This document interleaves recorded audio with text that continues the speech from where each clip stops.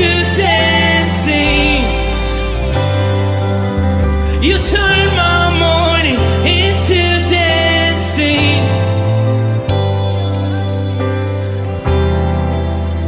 Your love changes everything.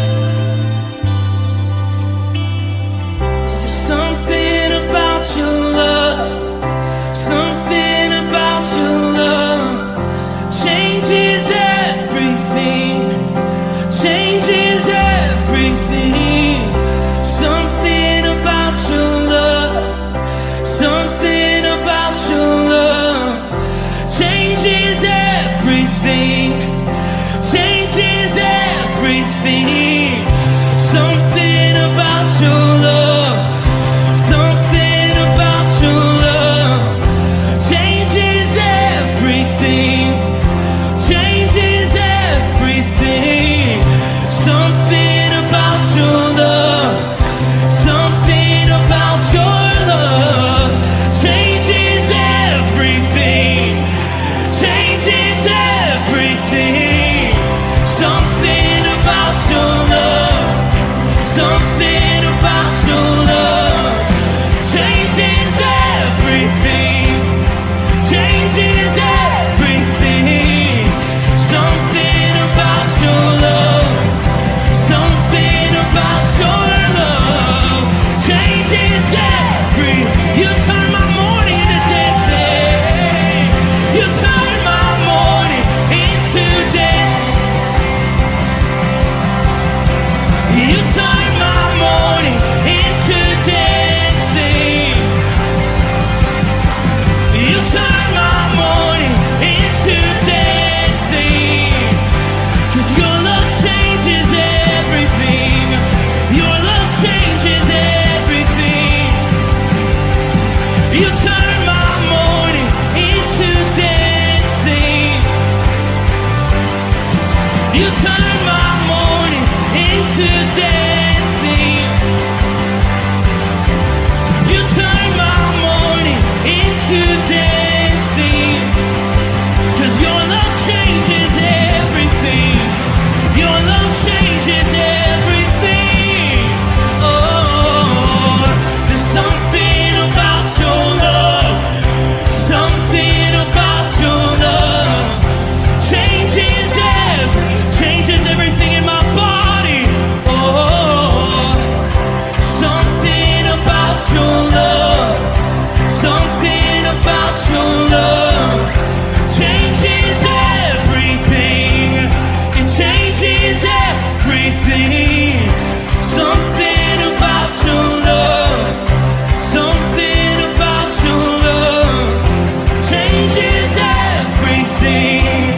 It changes everything. Something about your love, something about your love changes everything, changes everything. Something about your love, something about your love changes everything. Something about your love, something about your love changes everything, changes everything. Something about your love, something about your love changes everything, changes everything. Something about your love, something about your love changes everything. You turn my morning into dancing. You turn my morning into dancing.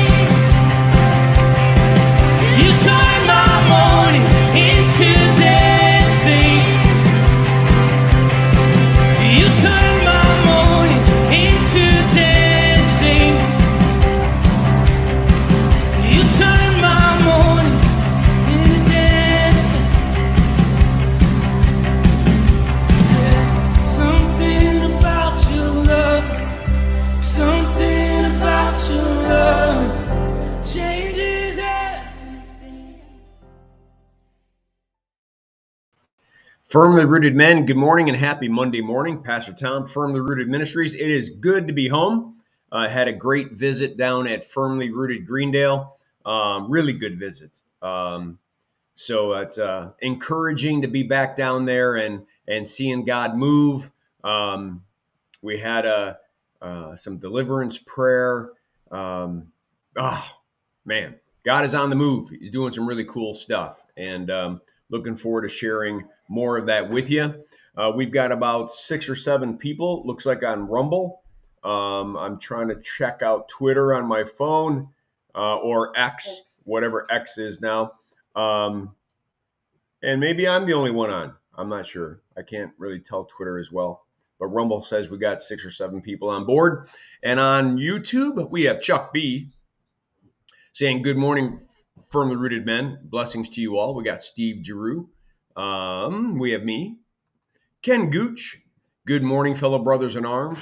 John Sproul. Pastor John, good morning. Good morning, good morning. And a number of others on YouTube that haven't shown themselves. Again, I want to encourage you guys, if you haven't seen the last 2 messages on truth, especially yesterday, I think we started rounding the corner on why the first domino is so important, why the first premise has to be challenged, because in our society today, we're getting so we jump right to the conclusion and we haven't even tested whether the premise is true. And that's dangerous. It's dangerous. Also, the fact that we're changing the definitions of words, dangerous. Always is going to be dangerous. Why? Because it's always been about words. Jesus is the Word of God. Satan is a liar. I mean, Jesus himself says, the thief comes to steal, kill, and destroy, but I've come that you might have life, have it abundantly. Jesus says he's a murderer from the beginning because he doesn't know the truth, and the truth is not in him. When he lies, he speaks his native language because he's a liar and the father of lies.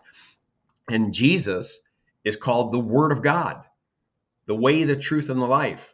I mean, so well, don't be surprised that this is the battle we're in, but I think the church is letting go of truth and letting go of absolute truth. And I think we're dabbling in the game of subjective truth, and we better be careful. So if you haven't seen those sermons, I would encourage you to look at those services. Bert Reggiani, good morning. My devotion today, Proverbs chapter 17. And by the way, Glenn did a great job on Friday. Proverbs 17, verses 6 through 10. Children's children are a crown to the aged, and parents are the pride of their children. I'm not sure that I like the idea of being called aged, but it's true. It's true. But it's also true that children's children are a crown. What a blessing to watch your children not just birth children, but begin to raise them.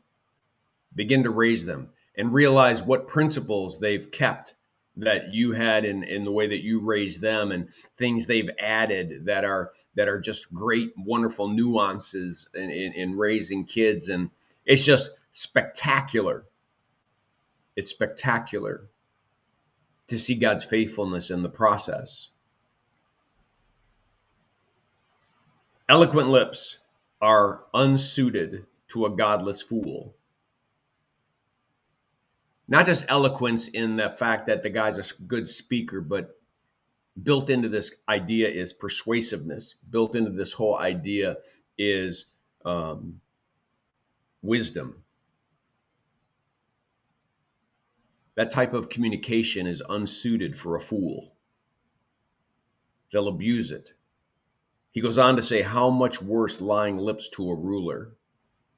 Well, there's a warning to just about every politician out there today. How much worse lying lips to a ruler.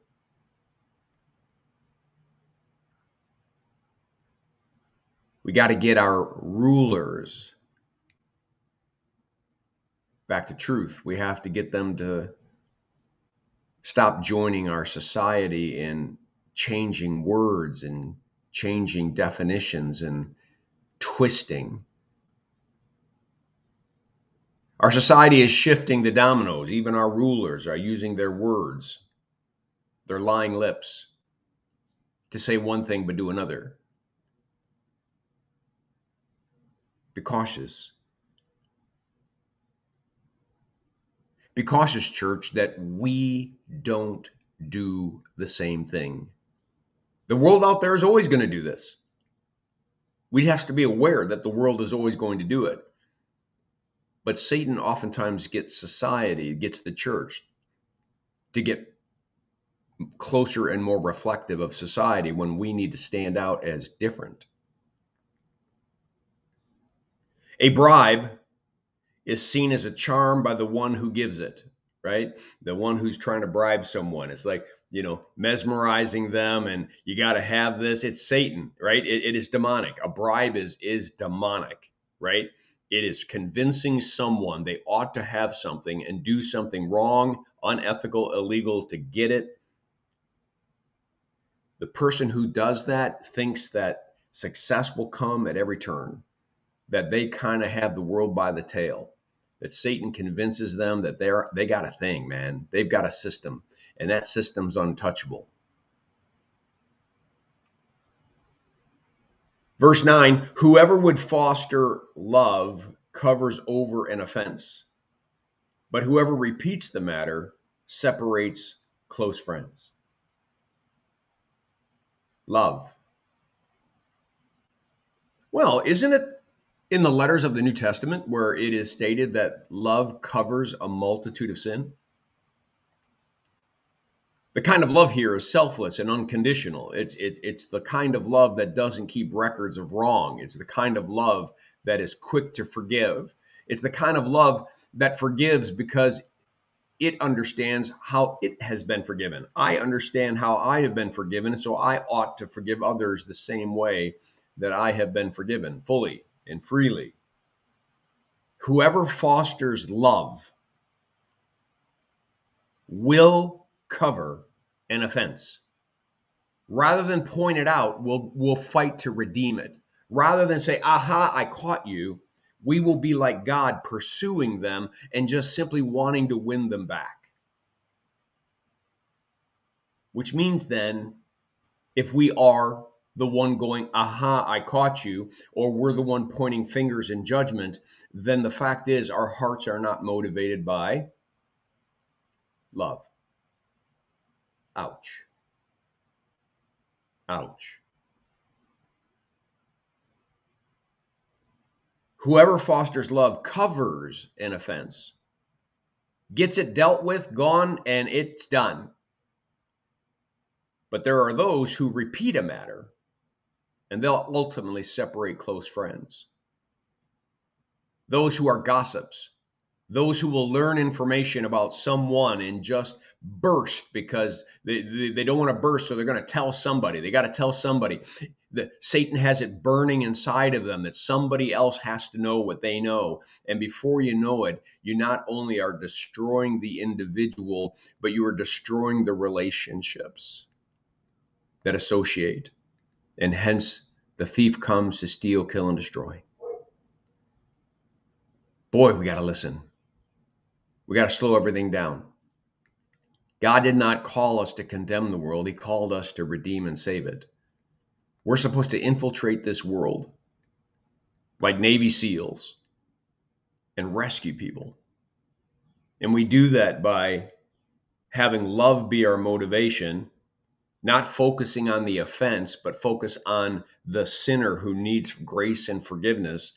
And our job is never to repeat a matter, but let it die at the foot of the cross. Last verse, verse 10. A rebuke, a correction, impresses a discerning person. A discerning person knows there needs to be correction. I know that I need my life to be curbed. I know that I need parts of my life to be chiseled. I know that there's parts of my life that I need to be reminded, that I got to slow down before I think or speak. The things we work on, right? A discerning mind and a discerning person doesn't fear rebuke. They expect it and they want it. More than 100 lashes a fool. A single rebuke is seen as wonderful to the discerning mind, but 100 lashes on a fool and they'll still never get it. Someone so rooted in the kingdom of this world that they refuse to see and they refuse to listen. It doesn't stop our work. Our job is to recognize those individuals and realize the beatings are futile. We got to go to the enemy behind that individual. We got to go to the liar and the deceiver who's holding the person captive. We got to go to war with that. Our battle is not against flesh and blood, but against principalities and powers and spiritual darkness.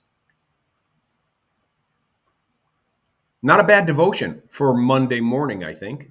Much to think about. Many things that we could bring into our week this week, huh? Well, I hope that this devotion was a blessing to you. I want to say hi to Steve Ponoworski.